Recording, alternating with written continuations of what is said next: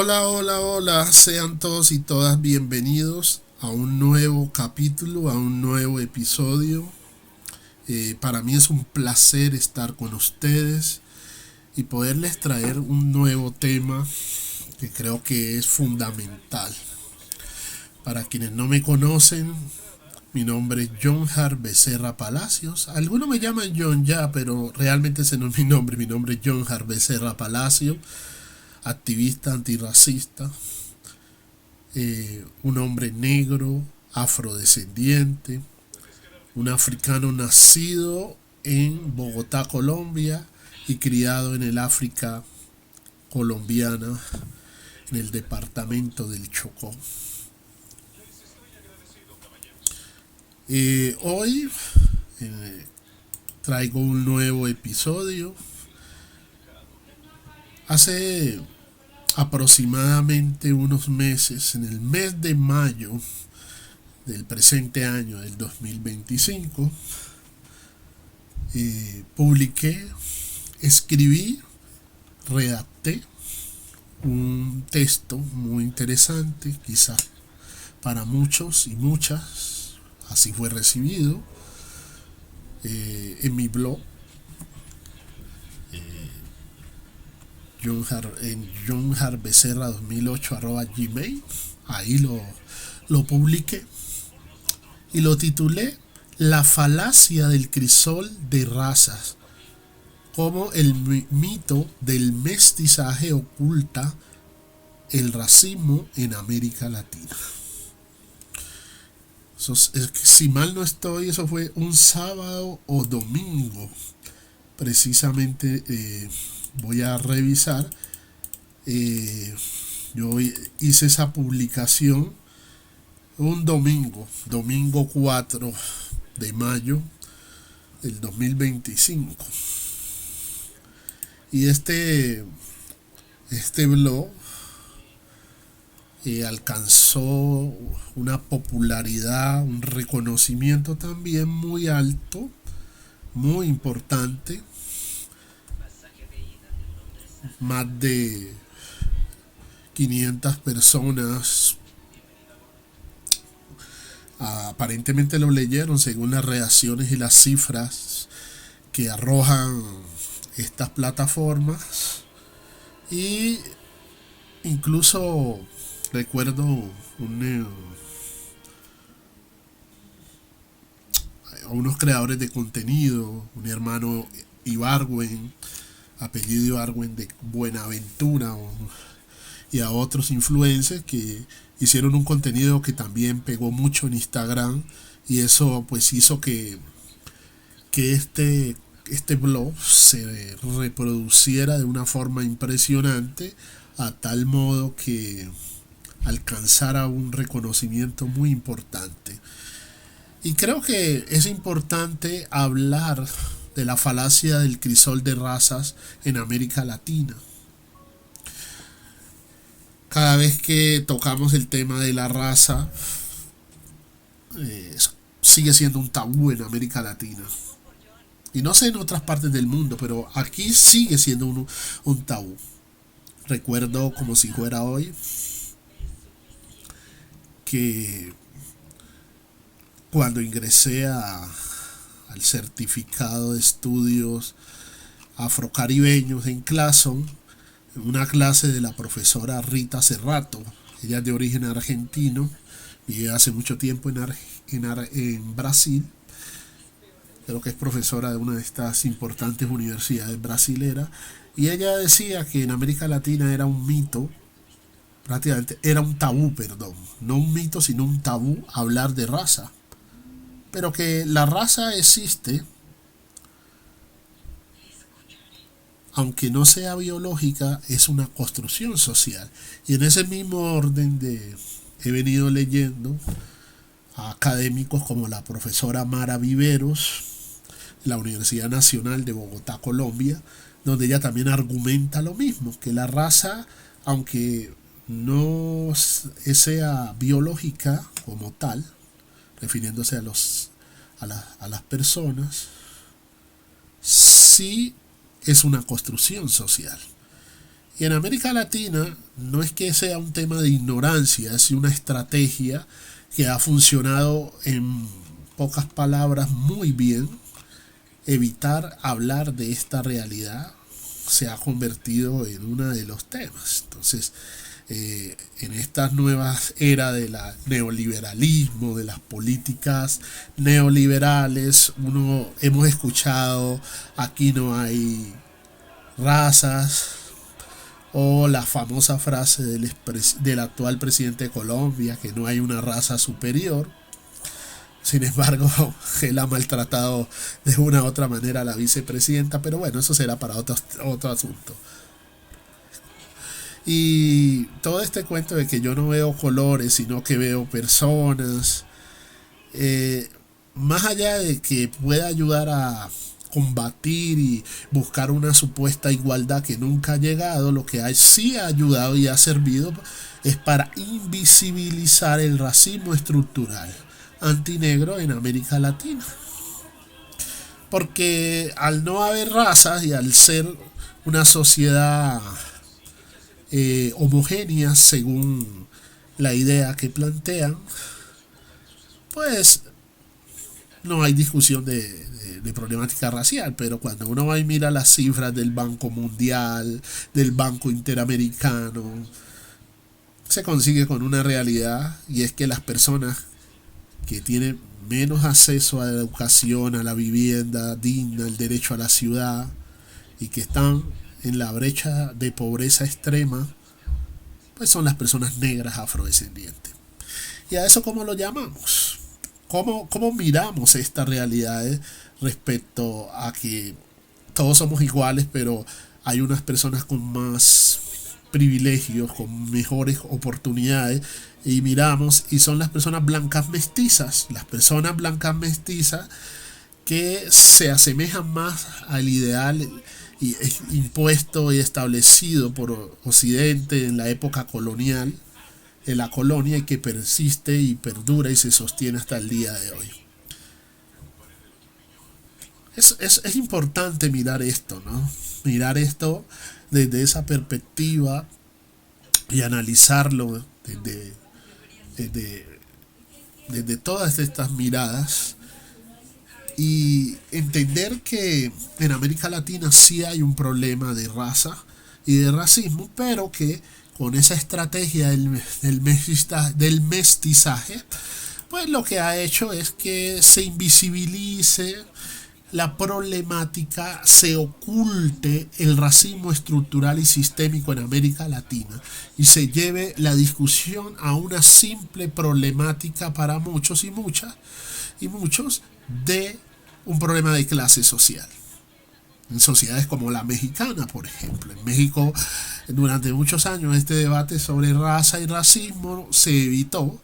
Y claro, si yo le hablo a la gente sobre mestizaje, y le digo y me mantengo diciéndole a la gente con estas nuevas lógicas del neoliberalismo y de las políticas liberales que se practican casi en toda América Latina, donde se habla de inclusión, y donde se maneja un discurso donde no se va a la raíz del problema, sino que se va por los laditos y ni siquiera por los lados.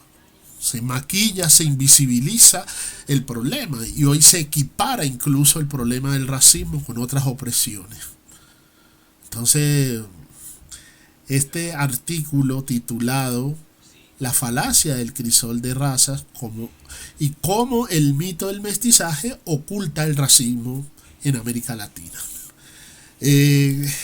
Creo que era necesario, y creo que lo es, hablar de este blog que se volvió interesante para muchos y muchos activistas académicos. Obviamente yo no soy la primera vez no soy la única persona que hablo de esto, pero en cierta manera tuvo un reconocimiento.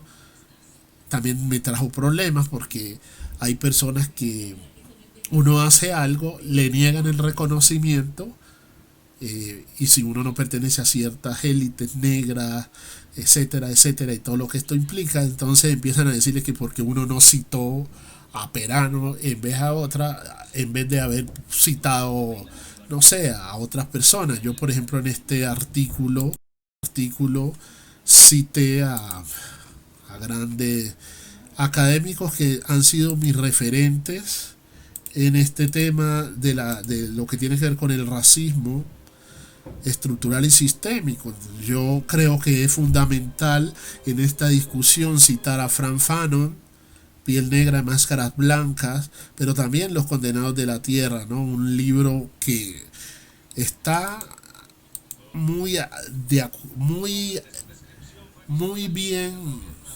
elaborado. Hasta el día de hoy sigue siendo fundamental para hacer un abordaje sobre estos, incluyendo la problemática que tiene que ver entre la ideología del mestizaje y cómo ésta sirvió y sigue sirviendo para negar una realidad innegable, quienes lo vivimos, quienes lo padecemos, como es el racismo antinegro en América Latina, pero también el racismo antiindígena de los que padecen los pueblos indígenas en América Latina y en un país como Colombia también. Para abordar este tema, eh, también es importante entender la labor, el trabajo que desempeñó durante mucho tiempo la activista feminista, mujer negra, afrobrasileña, filósofa, Lelia González, pionera del feminismo negro en Brasil, que también ya había hecho algunas denuncias, si se puede decir así, respecto a lo que tiene que ver con esta ideología del mestizaje, la armonía racial que trata de promover ello, y por supuesto cómo esta ideología lo que hace es un daño porque invisibiliza la problemática del racismo en las Américas, en la América de Yanco Ayala, conocida para muchos como América Latina e Iberoamérica. Entonces sucede esto y es importante pues mirar, reconocer que hay otras fuentes. Sin embargo, pues recibí un rechazo de una profesora panameña, ¿no? Creo que lo que la profesora panameña le molestó, y lo digo con todo respeto y sinceridad, fue que en ese momento, no sé, yo publiqué eso en Twitter ese mismo 4 de mayo y eso se volvió prácticamente viral. Y claro, a veces muchos académicos, no todos, pero sí algunos son muy egoístas, ególatras, egoístas también y creen que los únicos que pueden hacer esta clase de actividades. De hecho, nunca me apoyó en nada, pero sí salió a decirme que fuera puesto otro referente, lo cual yo le respondí que pues lamentablemente los que ella mencionaba no, no los conocía la mayoría que ella citó y también era importante recordarle que muchos de ellos que ella me dijo que los hubiera citado, pues son personas que tampoco se paran desde esa perspectiva y ahí sí uno no puede idealizar algo solamente por la pigmentación de la piel, cuando son personas que incluso validan muchas lógicas del colonialismo. Pero bueno, eso pasa, desafortunadamente sucede en este mundo. Traté como de explicarle, pero ya sabemos cómo pasan ciertas cosas que son desafortunadas a veces. Creo que la profe hizo una gran contribución demostrando lo que había detrás de esta ideología del mestizaje y el crisol de razas en América Latina, especialmente el mito de la democracia racial en Brasil. Sabemos lo que eso significó y lo que eso le causó a las personas negras, afrodescendientes, de origen africano en el país brasilero, ¿no? En Brasil. La crítica de Delia González al mestizaje y al crisol de raza fue contundente. Entonces no soy el que ni me atribuyo, por supuesto, este tema, sino que es un tema que en Colombia, donde ahí pasan muchas cosas como eh, la pimentocracia, que es otro tema importante que hay que tocar, que pasan aquí, y otras cuestiones que están relacionadas con el colonialismo, con el blanqueamiento en Colombia, pues creo que es importante tocar y traer a colación y tenerlas siempre presentes, no dejarlas de lado. Y para el abordaje de un tema tan importante como es este, pues yo me apoyé también en Cotes, este periodista, activista afroamericano, eh, donde hizo algunas denuncias importantes, y una de sus obras más importantes para allá en el 2015, Entre el mundo y yo.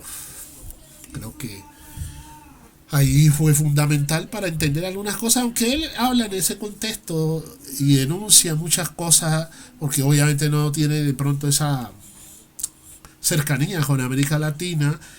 Muchas de las cosas, realmente es uno de los escritores que yo más admiro, eh, a este afroamericano, la forma como desnuda el sistema y denuncia, me encanta. Pero también han habido aliados, ¿no? Como el profesor Peter Was de la Universidad de Inglés, un blanco mestizo, perdón, un blanco anglosajón inglés, llegó a Colombia por allá a finales de los 90, principio del 2000, y especialmente va y empieza a hacer un trabajo de campo de investigación en el departamento del Chocó, donde yo me crié, especialmente en esa cuenca del río Atrato, y empieza a mirar las dinámicas de la negritud y las dinámicas del racismo en el país, ¿no? Contra la gente negra, pero también contra los pueblos indígenas. Y él por allá en el 2010 saca un libro que se llama Raza y Etnicidad en América Latina. Tiene cosas muy interesantes para tenerlas en cuenta, como otros referentes importantes que han hablado sobre la falacia y el daño que ha hecho, por supuesto, la ideología del mestizaje. Creo que en ese sentido, hacer un abordaje de allí, para mí, una persona que no tiene tantas cualificaciones académicas, le es fundamental hacer el abordaje y entender todo esto planteado allí. Hace unos días, aquí en Colombia, uno de los diarios más importantes del país es el periódico El Espectador. Varias veces he salido allí en titulares, en noticias, por la sentencia T572-17, un fallo entre comillas importante, pero que se convirtió para mí en una acción con daño. Y vi en las redes sociales un artículo en su página en Facebook, y se llamó, titulado Sin lo negro no hay Caribe, refiriéndose al Caribe, ese Caribe colombiano y también insular. El profesor Javier Ortiz Casiani, creo que es profesor de la Universidad de Cartagena, si mal no estoy, y estuve mirando el artículo, un artículo muy interesante, porque plantea que a pesar, en un país como Colombia, donde se invisibiliza los aportes de la gente negra, y yo diría que en América Latina es raro el país que reconoce que la gente, que las personas negras, afrodescendientes, de origen africano, hemos contribuido, ¿no? Por lo general siempre hay una narrativa donde nosotros no hemos aportado nada, y solamente fuimos esclavos y ya. Esa es la historia que se da cada rato en este país. Y me llamó mucho la atención porque cuando fui a los comentarios, la gente decía aquí no hay razas, aquí todos somos mezcladitos. Pero eso sí, no hablan de los privilegios, ¿no? Que les da esa posición jerárquica de blancos mestizos en una sociedad como Colombia, ¿no? Y en América Latina, donde en la pirámide jerárquica ellos están arriba y nosotros estamos abajo. Eso no se quiere reconocer, ¿no? La ideología del mestizaje se ha encargado de negar esa realidad, de invisibilizarlo. Y como decía anteriormente, lo máximo que se admite es que hay un problema de clase social. Recuerdo una vez al pastor Ricardo Rodríguez de la iglesia Avivamiento predicando, le decía a los hermanos que lo estaban viendo por la pantalla de televisión de Estados Unidos, que aquí, gracias a Dios, dijo el pastor, lo estoy parafraseando, no teníamos ese problema, pero en la iglesia me miraban mal y me trataron siempre mal, primero porque era un hombre negro, ¿sí? Y segundo porque no tenía plata para millones como tío. Pero no hay un problema de raza, ni siquiera dentro de su misma iglesia, donde él niega a toda costa y a nombre de Dios el problema, se escapan de que son jerarquías raciales que también están ahí dentro de estas iglesias.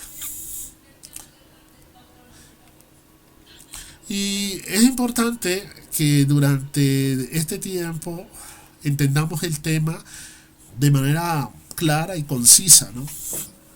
Durante décadas nos han repetido la misma historia, el mismo guión, que en América Latina no hay racismo.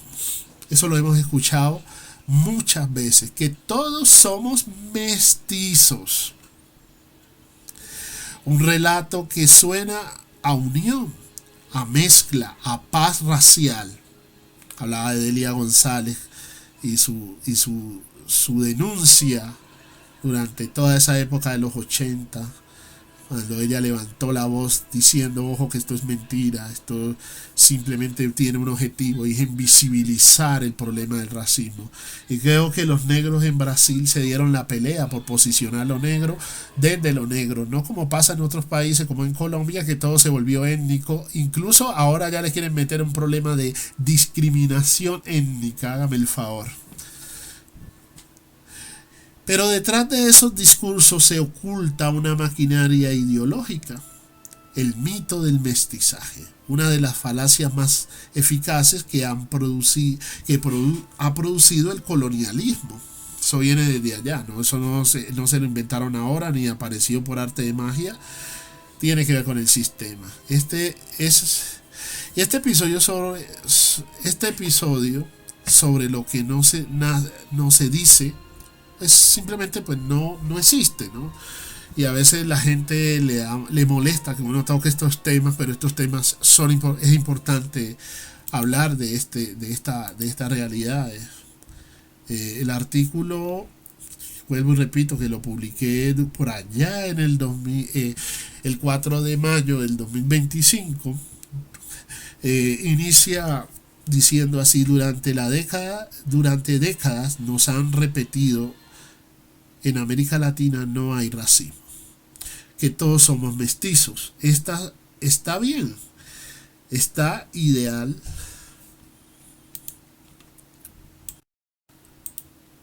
Esta idea en aparente inocente, o sea, la función como uno de los pilares fundamentales del discurso nacionalista, un crisol de razas, que supuestamente diluye las diferencias, borra las jerarquías y garantiza una armonía racial. Y eso es una de las grandes mentiras que la gente repite a veces. Incluso yo he escuchado gente negra repitiendo eso, que todos tenemos del uno un poquito y del otro, entonces todos somos iguales.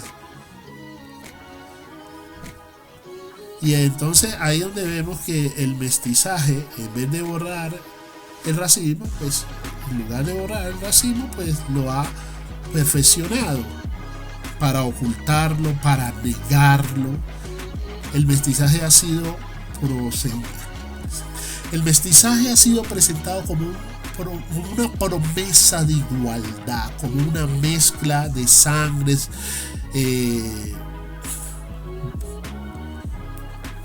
No sé si han escuchado a algunas personas diciendo que yo he escuchado esto tanto en el Caribe como aquí en el interior del país, y dice, no, nosotros no tenemos por qué estar hablando de raza porque tenemos del europeo, del español, que a los colonizadores aquí fueron el reino español en su momento, la corona española, ¿sí?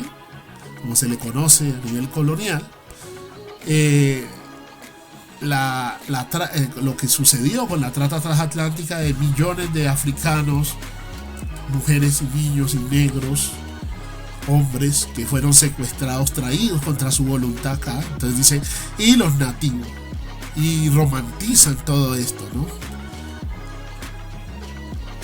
Entonces nos enseñaron a repetir, somos un crisol de razas, una mezcla, todos tenemos del uno y del otro su poquitico. Hay una canción que dice así, pero esconde la otra historia, la historia más dolorosa, la historia deshumanizante, porque el racismo deshumaniza, porque el racismo es un sistema de dominación blanco. Así ha funcionado y así está establecido.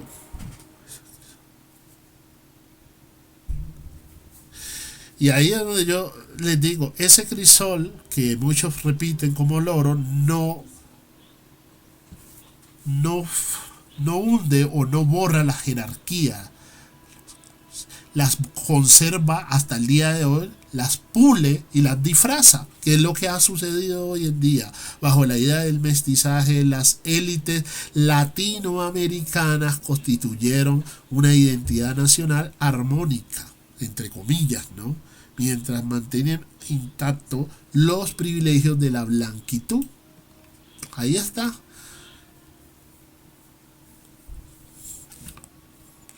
Y esto a muchos les molesta, y de hecho hay gente que repite esto como chicle, pero eso no es cierto. Aquí en América Latina hay una jerarquía racial. Entre más blancos seas, entre más los rasgos sean más finos, y más en una sociedad como la colombiana, hágame el favor, es aún peor. Porque lo que busca ese mestizaje es un proyecto de blanqueamiento. Históricamente el mestizaje ha estado ligado a un proyecto de blanqueamiento. De más blanco sea la persona, mejor. Goza de ventajas que le otorga el mismo sistema, y me refiero incluso entre la misma gente negra, ¿no?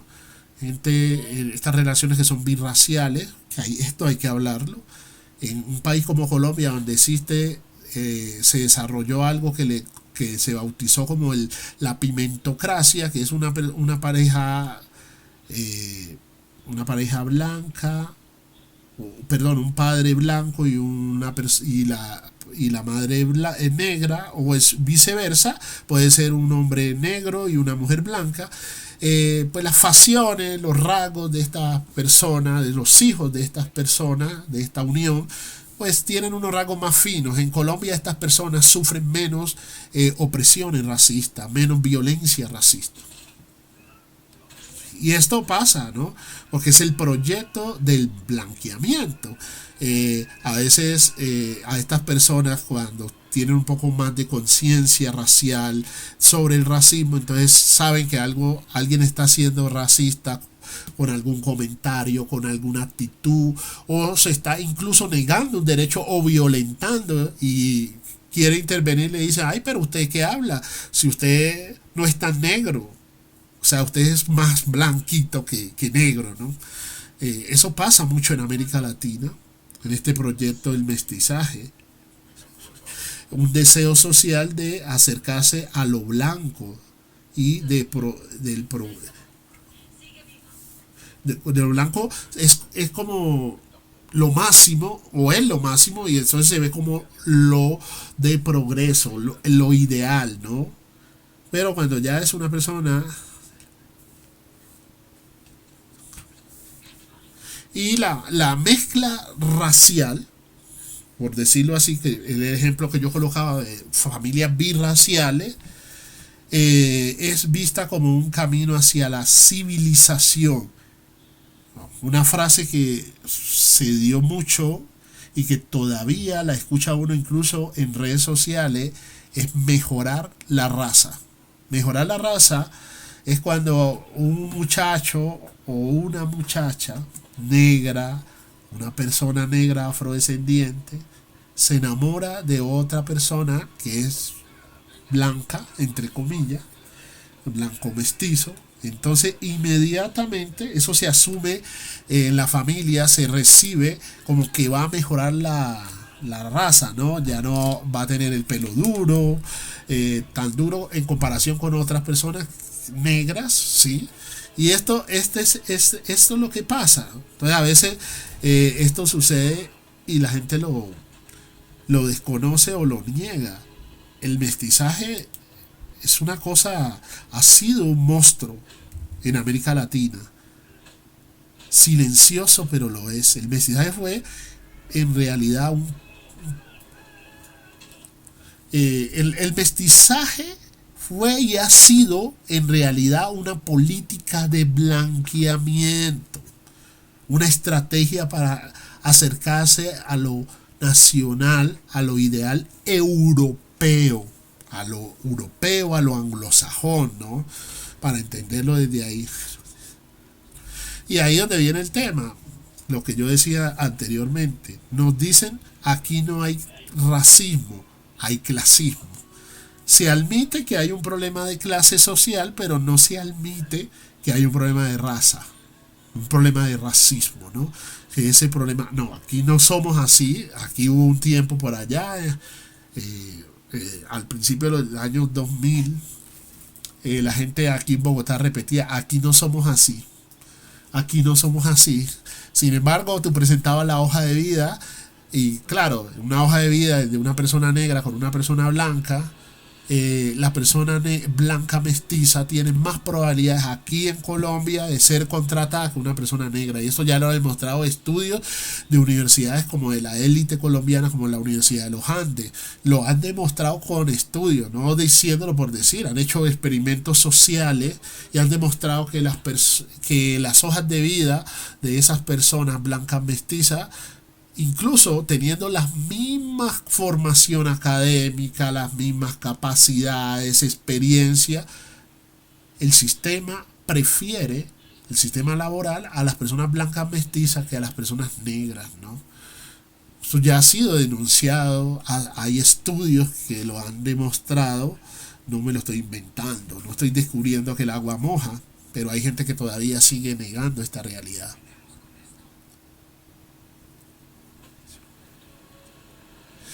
Esa frase de que no hay racismo, pero sí clasismo, sigue siendo una forma de negación también, porque nuestra región, al clasificar, clasificamos en la región, el clasismo tiene color. O sea, el clasismo tiene color. Incluso al decir que solo hay un problema de clasismo, ese clasismo tiene también color, ¿no? Y el color tiene historia. El mestizaje, más que unirnos, nos enseñó a no mirar el racismo de frente. Eso es lo que sucede.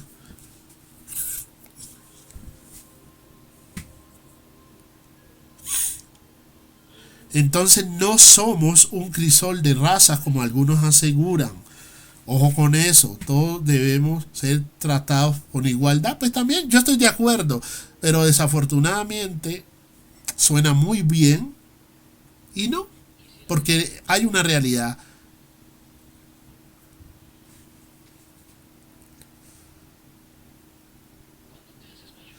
El privilegio es hablar de igualdad desde la individualidad. Y esto es lo que sucede en América Latina y que a diario en países como Colombia, en ciudades como Bogotá se vive regando, ¿no? Y prácticamente se han querido inventar una etnia que ahora es mestiza, ¿no? Es algo que yo vengo viendo. Y esto todo tiene que ver con las lógicas liberales. Y todo es a raíz de todo esto, pues hay que decirlo. Así a la gente le moleste, el racismo no desapareció, se volvió más sostificado. Si hay algo que ha aprendido en toda ah, la historia de la humanidad desde que empezó este sistema de dominación blanca a ejercer opresión, deshumanización de las personas negras afrodescendientes de origen africano, y se ha adaptado a todos los tiempos, ha sido el sistema racista, ¿no? Este sistema de dominación se ha adaptado. Hace unos años atrás no ponían caras negras, ya hoy se ha sosificado tanto que ya coloca caras negras, pero gente negra al servicio del poder blanco.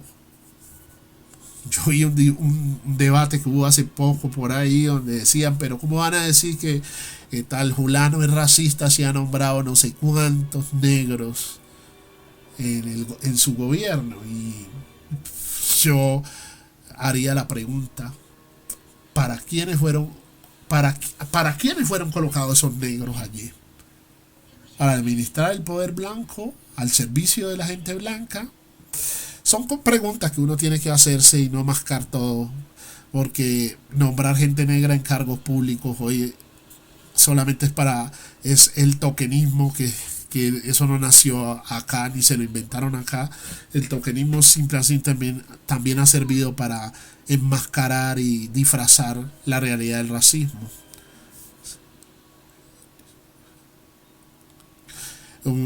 Y esto se refugió en los discursos meritocráticos, no sé si lo han escuchado, en la aparente de, de lo que tiene que ver con el color y todas estas temáticas burocráticas. Yo creo que es importante entender esto. Y bueno, yo solo quería invitarlos a leer mi columna, eh, hablar de ella, y creo que por eso hice este episodio, hablando un poco sobre este tema que creo que es importante y vital y fundamental que sigamos abordando la problemática del racismo en América Latina. Así que es importante hacer un abordaje, es importante hablar de ello. Fran Fanon advirtió: el colonizado que adopta la mirada del colonizador termina por odiarse a sí mismo. Lo dijo Fran Fanon, ¿no? Dice: el colonizado, vuelvo y repito, que adopta la mirada del colonizador termina por odiarse a sí mismo. Muy claro, muy diciente. Estamos en un tiempo donde se habla de mucho progresismo, las luchas populares, unos discursos muy lindos, pero muy lindos. Pero la realidad de la gente negra afrodescendiente sigue siendo igual. La gente negra sigue sin acueducto, la gente negra sigue sin carretera. Las personas negras afrodescendientes seguimos marginados en una sociedad que ha aprendido a utilizar el discurso como una herramienta para ganar adeptos, pero no para hacer transformaciones. Hablan mucho, parafrasean a Thomas Sankara,